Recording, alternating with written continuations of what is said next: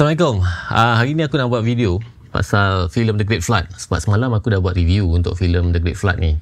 Dan aku baca balik komen ramai yang sebenarnya tak faham filem ni. Dan orang kata tak best. Pening kepala dan macam-macam ni lah. So hari ni aku nak explain pasal filem The Great Flood. So apa yang aku akan share selepas ni adalah spoiler. So kalau korang belum lagi tonton filem The Great Flood ni, korang simpan dulu video ni, save dulu video ni, follow aku dulu.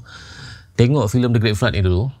Kalau tak faham juga, korang boleh datang balik ke video ni dan tengok balik. So, filem The Great Flood ni, dia mengisahkan tentang seorang ibu yang bekerja dalam satu syarikat yang membuat kajian tentang emosi manusia.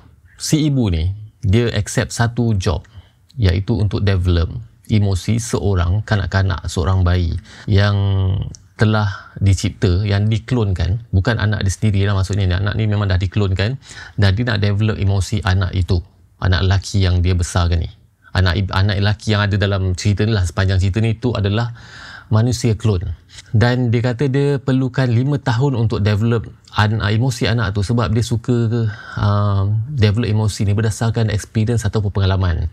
Emosi anak tu sebenarnya dah pun orang kata 100% selesai lah, develop tu dah stable emosi dia. Tapi bencana banjir berlaku di mana manusia ni diancam kepupusan.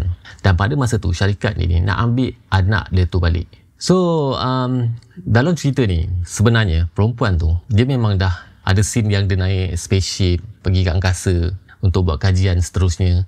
Dan benda tu memang dah terjadi, benda tu memang berlaku.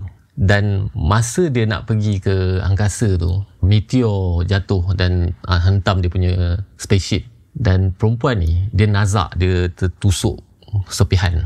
Untuk teruskan kehidupan seterusnya, dia perlukan seorang ibu dan seorang anak. So dalam cerita ni, perempuan ni cakap dia akan buat satu simulasi untuk si ibu, untuk buat develop emosi si ibu ni pula. Ibu dan anak ni akan bersama, tapi lepas tu akan dipisahkan.